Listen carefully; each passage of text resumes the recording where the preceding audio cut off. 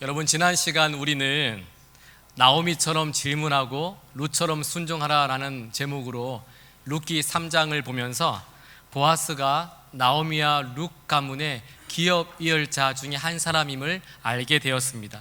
다시 한번 말씀드리지만 이 룻기에서 이 기업 물을 자 고엘은 굉장히 중요한 개념입니다. 여기서 이 기업을 물으다에서 기업이란 하나님께서 이스라엘 각 지파에 속한 개인에게 몫으로 주신 땅을 가리켜서 기업이라고 말합니다. 그리고 여기서 무르다라는 뜻은 이 샀던 물건을 도로 주고 돈이나 물건을 되찾아오는 것을 말합니다. 그래서 책값을 무르다, 책을 무르다 이런 우리가 표현을 하죠. 그리고 혹은 바둑이나 장기를 둘 때 한 수만 물러달라고 말을 할 때 그때 이 무르다라는 표현을 하는 것입니다.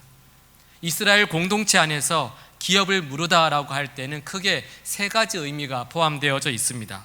먼저는 이 어떤 형제나 친척의 경제가 어려워졌거나 어떤 불가피한 사정으로 인해서 하나님께 받은 기업, 자기 땅을 담보 잡히거나 팔거나 하면 그 기업의 소유권이 다른 사람에게로 넘어가게 됩니다. 그때 이 기업 물을 자인 가까운 친족이 와서 그 땅값을 대신하여 지불하고 땅을 사서 땅의 원주인에게로 돌려주는 것입니다.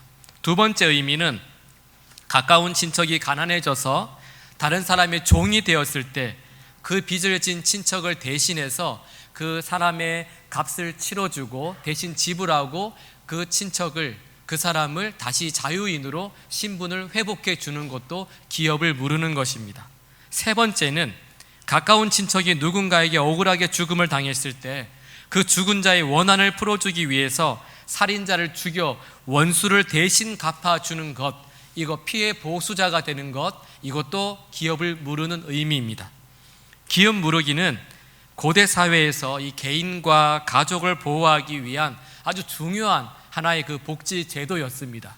이것과 함께 이스라엘에서는 서로가 서로를 지켜주고 보호해주는, 약자를 보호해주는 굉장히 중요한 제도가 한 가지가 더 있었습니다. 계대 결혼입니다. 제가 몇 주 전에 여러분들에게 말씀을 드린 적이 있는데 이 계대 결혼은 형제들이 함께 살다가 형제 가운데 하나가 아들이 없이 죽게 됩니다. 예를 들어서 만일 형이 아들이 없이 죽게 되었다면 이 동생이 형수와 결혼을 해서 아들을 낳고 그 낳은 아들로 죽은 형의 가문을 잇게 하는 것입니다. 그 자녀로 인해서 죽은 형의 이름이 이스라엘 가운데 끊어지지 않게 하고 또 형의 땅, 그 형의 기업을 보존하게 하는 것입니다. 이것이 계대 결혼입니다. 여러분들이 룻기를 읽으실 때 이 계대 결혼이 무엇인지 그리고 기업을 무른다라는 것이 어떤 의미인지를 알게 되면 룻기를 읽으실 때 좀 더 쉽게 룻기를 이해하게 되실 것입니다. 지난주에 말씀에 이어서 이제 오늘 말씀을 한번 살펴보겠습니다.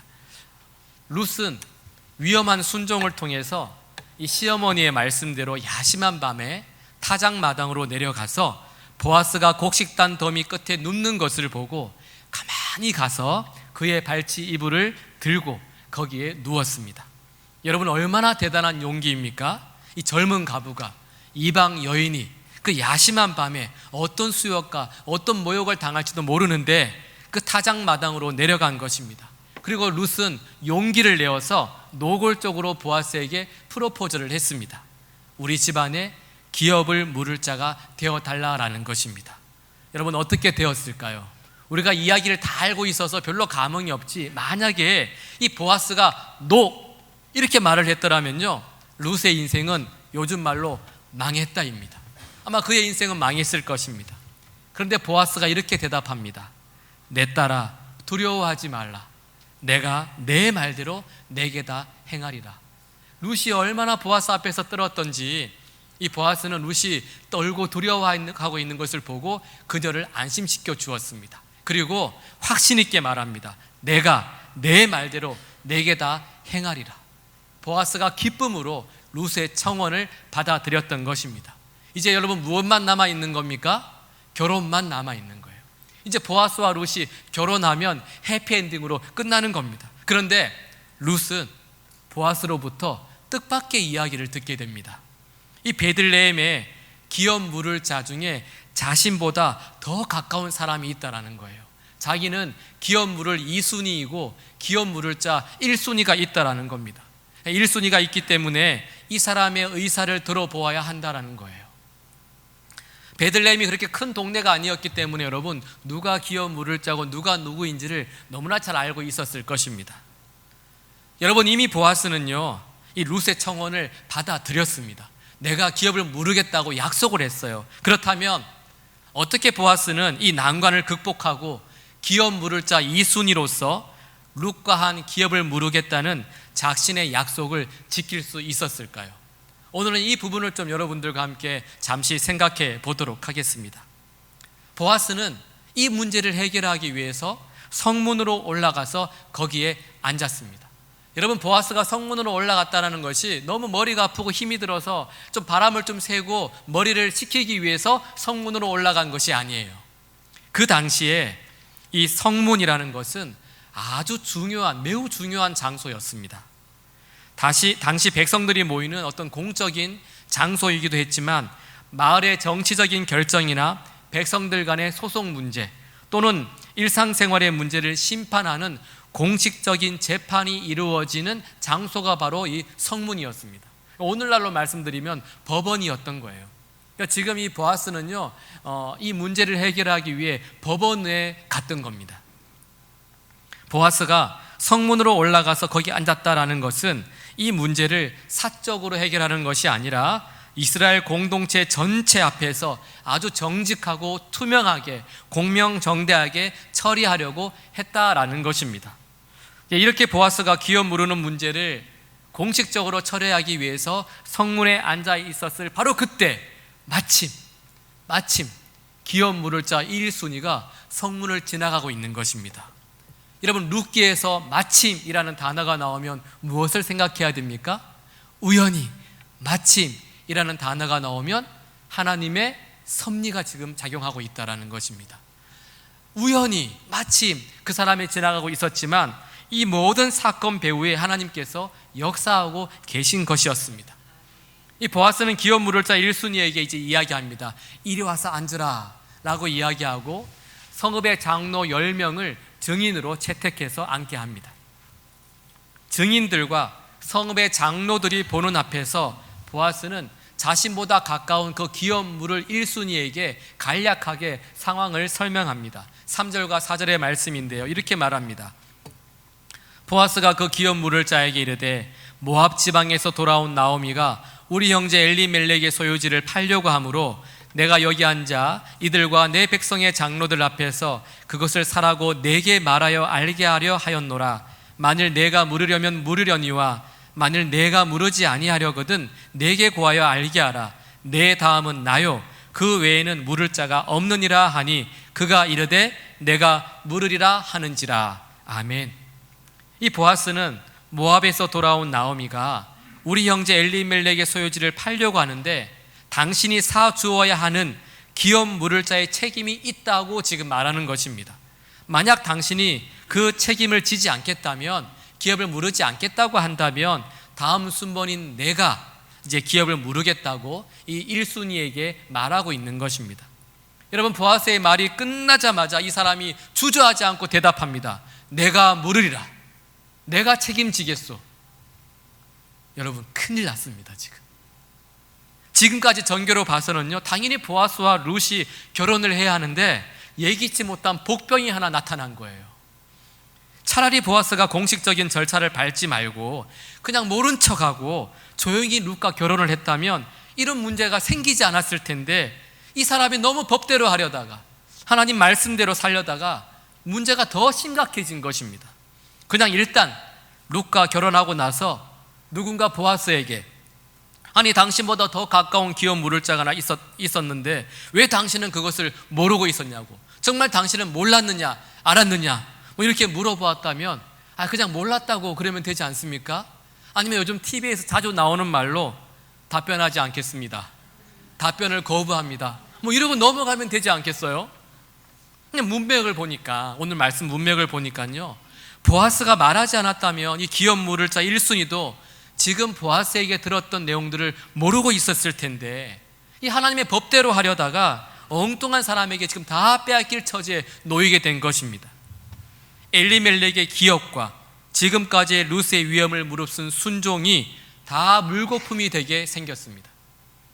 아마 이 예상치 못한 이 1순위의 반응에 보아스 조금 당황을 한 것 같아요. 그래서 다시 보아스가 그 사람에게 기업을 물은다라는 것이 어떤 의미인지를 다시 한번 설명합니다. 5절 말씀인데, 보아스가 이르되 내가 나오미의 손에서 그 밭을 사는 날에 곧 죽은 자의 아내 모압 여인 룻에게서 사서 그 죽은 자의 기업을 그의 이름으로 세워야 할지니라 하니. 지금 보아스의 말은 이런 뜻입니다. 당신이 나오미의 손에서 밭을 산다라는 것은 나오미의 며느리 이방 여인 룻과 결혼을 해야 한다는 것이고, 룻과 결혼해서 자녀를 낳으면 그 자녀를 통해 엘리멜렉의 가문을 잇게 해 주어야 하고, 또 그 자녀에게 당신이 값주고 산 엘리멜렉의 모든 소유를 상속해 주어야 한다는 것입니다 라는 것으로 그 의미를 설명해 주었습니다. 여러분, 이 말을 듣자마자 1순위가 금세 또 이렇게 말을 합니다. 6절의 말씀 우리 함께 읽어보겠습니다. 그 기업 물을 자가 이르되 나는 내 기업에 손해가 있을까 하여 나를 위하여 물으지 못하노니 내가 물을 것을 내가 물으라. 나는 물으지 못하겠노라 하는지라. 아멘. 내가 물으라. 나는 물으지 못하겠노라. 여러분, 이 사람의 마음이 금세 바뀌어 버렸습니다. 성경은 이 사람의 마음이 바뀐 이유를 분명하게 기록하고 있습니다. 내 기업에 손해가 있을까 하여. 기업 물은 자 1순위가 처음에 보아스로부터 나오미의 이야기만 들었을 때는 그냥 나오미에게서 엘리멜렉의 땅을 당장 사려고 했습니다. 엘리멜렉의 땅도 자기 땅이 되는 절호의 기회였기 때문이었습니다. 지금 보십시오, 여러분. 늙은 나오미와 결혼을 한다 해도 애를 낳지 못하고 나오미는 결국 일찍 죽게 될 것이고, 그러면 그 기업은 완전히 자기의 것이 될 것으로 계산을 한 거예요. 이런 좋은 기회가 어디 있습니까? 그런데 보아스의 말을 들어보니까 이건 좋은 투자가 아니라 100% 자기에게 손해가 되었던 것입니다. 이 사람이 늙은 여자도 결혼하면서 그 재산을 가지려고 했는데 그 계획대로 되지 않았던 거예요. 무너진 가문을 일으키기 위해서 내 기업의 손해를 감수하면서까지 기업을 물을 책임을 지는 것인데, 이 사람은 내 재산과 내 소유와 내 땅을 넓히기 위해 기업을 무르는 법까지도 이용하면서 망한 가문의 재산까지 축적하려고 했던 사람이 바로 이 사람이었습니다. 여러분, 6절에 이 사람을 가리키는 나라는 말이 몇 번이나 반복되고 있는지 아십니까? 한 절에 무려 5번이나 내가, 나는 이라는 말이 반복되고 있어요. 나는, 내 기업에 나를 위하여 물으지 못하노니 내가, 나는 물으지 못하겠노라.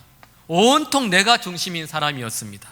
다른 사람의 아픔과 다른 사람의 고통과 다른 사람의 슬픔은요, 안중에도 없어요. 그 사람이 가문이 망하든 어떻게 되든, 내 친척이 망하든 내 재산에 손해만 없으면 되는 거예요. 여러분, 이 사람은 지금 베들레헴에 살고 있습니다. 이방 땅이 아니라 하나님이 약속하신 땅에, 하나님이 복 주신 땅에 살고 있어요. 하나님께서 주신 양식으로 그가 살아가고 있음에도 불구하고 여전히 자기밖에 모르고 자기 가족밖에 모르고 살고 있는 것입니다. 8절을 보시면요, 이 사람이 기업 물을 모든 권리를 포기했다는 증거로 자기 신을 벗습니다. 이 신을 벗는 것도 하나님의 법이었습니다. 그런데 이 행위는, 신을 벗는 행위는 공개적으로 형제의 기업을 끊겠다는 것이기 때문에 당시 사회에서는요, 굉장히 창피한 일이었습니다. 평생 신 벗김 받은 자의 집이라는 오명을 입게 되는 정말 수치스러운 일이었습니다. 그냥 사람들이 지나다니면서 저기 신 벗김 받은 자의 집, 신 벗김 받은 자의 집, 수치스러운 일이었어요. 그런데도 불구하고 이 사람은 하나님의 법을 이용해서 공개적으로 자신의 권리를 포기하고 보아스에게 권리를 다 넘겨버립니다. 이유는 단 한 가지예요. 내 재산, 내 가족, 나에게 손해가 되기 때문입니다. 여러분, 이 사람은 고엘 제도와 기업 모르는 법에 대해서 잘 알고 있었습니다. 이뿐만이 아니라 신을 벗는 법에 대해서도 너무나 잘 알고 있었던 사람입니다. 그러나 하나님의 법, 하나님의 말씀을 알고 있었음에도 불구하고 말씀의 본래의 뜻은 다 잊어버리고 자신의 이익을 위해 하나님의 말씀을 이용하고 있었습니다. 수치스러워도 내 손에 맡기 위해서 말씀을 이용해서 자기 신을 벗어버리고 내 형제의 무너진 가문을 일으키고 공동체의 약한 자를 돌보기 위해 하나님께서 주신 법을 내 재산을 축적하기 위한 도구로 사용해 버렸습니다. 약속의 땅 안에 살고 있으면서도 여전히 내가 중심이었고 이 사람에게 하나님의 말씀은 그저 들러리에 불과했다라는 것입니다. 육신의 정욕과 안목의 정욕과 이생의 자랑을 위해서 하나님의 말씀을 자기 편한 대로 이용하고 말씀의 본래의 뜻을 자기 마음대로 해석하며 살았던 사람이 이 사람이었습니다. 하나님이 돌보신 땅에서 영적인 그 베들레헴, 쉽게 말씀드리면 교회 안에서 이 사람은 이렇게 살았다라는 겁니다. 여러분, 이 사람의 이름이 무엇인지 아십니까? 이 사람의 이름은 아무개였습니다. 오늘 본문 1절입니다. 함께 읽어보겠습니다. 보아스가 그에게 이르되 아무개여 이리로 와서 앉으라. 아멘. 여러분, 이 사람의 이름이 없어요. 아무개입니다. 여러분, 보아스가 정말 이 사람의 이름을 몰랐을까요? 아니에요. 이 작은 마을에서 자기보다 먼저 기업 물을 자의 이름을 몰랐을 리가 없어요. 보아스는 분명히 그 사람이 마침 지나갈 때 누구여? 라고 이름을 불렀을지도 모릅니다. 하지만 성경은 의도적으로 이 사람의 이름을 언급하지 않습니다. 기억할 필요가 없다라는 겁니다. 하나님의 말씀을 거역하고 알아도 내 편한 대로 이용하고 하나님의 기업 물으기를 거절한 사람의 이름을 기억하고 싶지 않다라는 겁니다. 아니, 여러분, 하나님께서 기억하지 않겠다라는 것입니다. 하나님의 기업 물으기를 포기한 너를 내가 포기할 것이고 너의 이름을 내가 기억하지 않겠다라고 하나님께서 말씀하고 계시는 것입니다. 여러분, 성경을 보세요. 오르바도 있죠, 말론도 있죠, 기련도 있죠. 다 이름이 있어요. 그러나 하나님께서는 복을 받았음에도 불구하고 하나님의 나라와 그 영광을 위해 살지 않고 그저 자신의 욕심과 자신의 이익을 채우고 자신의 이름을 높이기 위해 말씀을 알고 들었음에도 불구하고 오히려 그 말씀을 이용하며 살고 있는 그 사람의 이름을 내가 영원히 기억하지 않겠다라고 말씀하고 계시는 것입니다. 너는 나의 마음에 없는 사람이라는 거예요. 그러나 여러분, 보아스는 달랐습니다. 모든 증인 앞에서 분명하게 고백하고 있습니다. 우리 9절과 10절 말씀 함께 읽어보겠습니다. 보아스가 장로들과 모든 백성에게 이르되 내가 엘리멜렉과 기련과 말론에게 있던 모든 것을 나오미의 손에서 산 이래 너희가 오늘 증인이 되었고 또 말론의 아내 모압 여인 룻을 사서 나의 아내로 맞이하고 그 죽은 자의 기업을 그의 이름으로 세워 그의 이름이 그의 형제 중과 그곳 성문에서 끊어지지 아니하게 하매 너희가 오늘 증인이 되었느니라 하니. 아멘. 여러분, 보아스는 모든 백성과 증인들과 장로들 앞에서 분명하게 고백했습니다. 제가 하나님의 말씀대로 살겠습니다.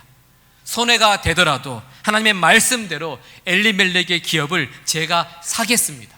제 이름이 지워져도 제 이름을 세상 사람들이 모른다 하더라도 룻과 결혼하여 자녀를 낳아 엘리멜렉의 이름이 끊어지지 않도록 제가 그 가문을 이어주겠습니다. 여러분, 이야기를 보시면 정말 이 룻과 보아스가 결혼하여 아이를 낳게 돼요. 그런데 이 기업 물을 자 1순위가 얼마나 다행으로 생각했겠습니까? 아, 내가 만약에 결혼해서 만약에 아이를 낳았으면 내 재산이 다 저 사람 재산이 되겠구나. 아마 이 기업 물을 자 1순위는 안도의 심을 씌었을 수도 있습니다. 기업 물을 자 1순위가 볼 때는 보아스는 너무나 융통성이 없이 하나님의 말씀대로 살아가던 사람이었습니다. 그러나 보아스는 각기 자기 소견에 옳은 대로 살아가던 그 신앙의 암흑기 속에서 하나님께서 말씀하신 말씀의 의도대로 말씀을 지키며 살아갔습니다. 자신의 소래를 감수하면서까지 하나님의 말씀을 지키며 기업을 무르겠다는 룻과의 약속을 끝까지 지켰습니다. 그리고 룻과 결혼해서 훗날 다윗을 통해서 끊어졌던 하나님의 기업을 잇는 하나님의 나라와 그의 영광을 위해 살아가는 하나님 앞에서 유명한 자가 되어서 살아갔던 사람이 바로 이 보아스였습니다. 그리고 보아스는 몰랐겠지만 훗날 예수님의 조상이 되는 영광도 누렸던 사람, 그가 바로 이 보아스였던 것입니다. 오늘 우리를 한번 생각해 보겠습니다. 여러분은 지금 누구로 살아가고 계십니까? 여러분은 아무개입니까? 아니면 보아스입니까? 여러분은 그저 말씀을 들으면 그 말씀을 나의 유익과 나의 재산의 그런 축적과 내가 손해보지 않기 위해 그 말씀을 이용하는 아무개입니까? 아니면 세상에서 바보라고 불려도 말씀대로 살아가는 여전한 보아스입니까? 여러분, 우리는 왜 영적인 베들레헴인 교회에서조차도 하나님의 말씀을 듣고 읽고 알면서도 보아스로 살아가지 못하고 여전히 내가 중요한 아무개로 그렇게 살아가고 있는 것일까요?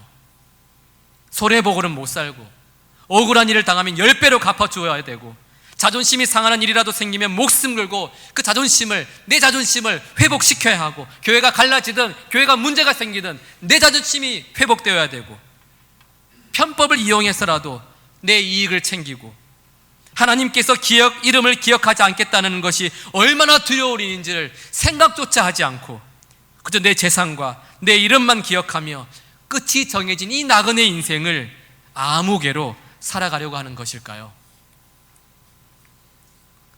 영적 베들레헴 이 교회에서조차도 여러분, 저와 여러분이 아무개로 살아가는데 하나님께서 파송하신 영적 전쟁터에 있는 그 세상에서는 여러분, 우리의 삶이 오죽하겠습니까? 여러분, 우리가 가정과 교회와 일터에서 보아스가 아닌 아무개로 살아갈 수밖에 없는 이유는 진정한 내 삶의 보아스이신 예수님을 만나지 못했기 때문입니다. 아무개인 나 한 사람 살리시겠다고 자신의 목숨까지도 손해보셨던 예수님을 내가 진정으로 만나지 못했기 때문에 나는 여전히 아무개로 그렇게 살아가고 있는 것입니다.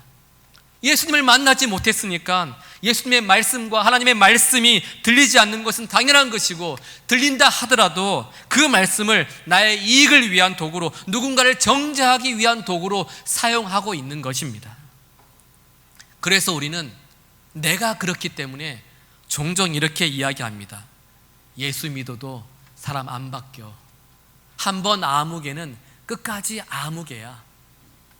그렇다면 여러분 한 사람도 변화시키지 못하는 예수님을, 그 하나님을 여러분 왜 믿으십니까? 아무개가 끝까지 아무개로 인생이 끝난다면 여러분의 그 아무개 인생을 변화시키지 못하는 예수님을 여러분 왜 만나고 계시는 것입니까? 왜 믿고 계시는 것입니까? 여러분, 예수님을 만나면 변화됩니다. 하나님께서 바꾸지 못하는 사람은 한 사람도 없어요. 여러분께 지난번 말씀드렸잖아요. 정말 바로 왕과 같은 저희 아버지, 그 강팍한 저희 아버지도 예수님을 만나니까 변화되시더라고요. 여러분, 제가 종종 말씀드리지 않습니까? 내 집에 강아지 한 마리만 들어와도요, 가족들의 삶이 변화돼요. 엄마 아빠의 그 모습이 바뀌어지고 사춘기 아이들이 방에만 있다가 거실로 나온다니까요. 여러분 속지 마십시오. 예수님을 진정으로 만나면 저와 여러분은 아무개 인생을 졸업하고 하나님의 기업과 그 영광을 위해 살았던 보아스로 변화되는 것입니다. 세상 사람들이 보기에는 손해보고 바보처럼 살아도요, 하나님 앞에서 하나님께서 내가 너의 이름을 기억하고 있다, 내가 너를 안다라고 말씀하시는 하나님 앞에서 유명한 자로 살아가게 되는 것입니다. 사랑하는 성도 여러분, 예수님을 만나고 예수님을 확실하게 믿음으로 아무개의 인생을 버리고 보아스로 살아갈 수 있기를 주님의 이름으로 축복합니다. 여러분, 주일에 남들처럼 여행 가지 않고 놀지 않고 예배 출석하고 열심히 봉사했는데, 여러분들이 하나님 앞에 섰을 때 하나님께서 저와 여러분들에게 너는 아무개다, 너는 목사의 사명을 너의 이익을 위해 사용했고 내가 너에게 준 장로와 권사와 직분의 직분을 교묘하게 이용하여 너의 배만 채운 너는 아무개다, 내가 너의 이름을 기억하지 않겠다, 너는 아무개다. 주님께서 모른다고 하시면 이 땅에서 지금까지 살아온 여러분들의 삶이 얼마나 억울하겠습니까? 여러분, 태어날 때부터 아무개였던 우리를 위해서 이미 2000년 전에 우리 예수님께서 이 땅에 오셔서 자신의 전부를 손에 보시면서까지 생명까지 주시면서 우리를 보아스 만드시려고 이미 2000년 전에 우리 주님은 암흑의 인생을 위해 이 땅에 찾아오신 것입니다. 그리고 지금 우리는 이 찾아오신 예수님을 만나기만 하면 돼요. 만나기만 하면 변화되는 것입니다. 사랑하는 여러분, 더 이상 예수 믿는 흉내만 내지 마시고, 더 이상 종교인으로만 살아가지 마시고, 진정으로 내 인생의 보아스이신 예수님을 만나고 그 예수님을 진실되게 믿음으로 우리의 끊어진 하나님의 기업을 이어간 보아스처럼 하나님 앞에서 하나님의 나라와 그 영광을 위해 살아가는, 하나님이 기억하시는, 너가 이 세상에서 바보처럼 살지만 나는 너의 이름을 기억한다, 너는 하나님 앞에서 유명한 자야라고 그렇게 하나님 앞에서 칭찬 들을 수 있는 저와 여러분들이 될 수 있기를 주님의 이름으로 축복합니다. 여러분, 다시 한번 묻겠습니다. 여러분은 아무개입니까? 여러분은 보아스입니까?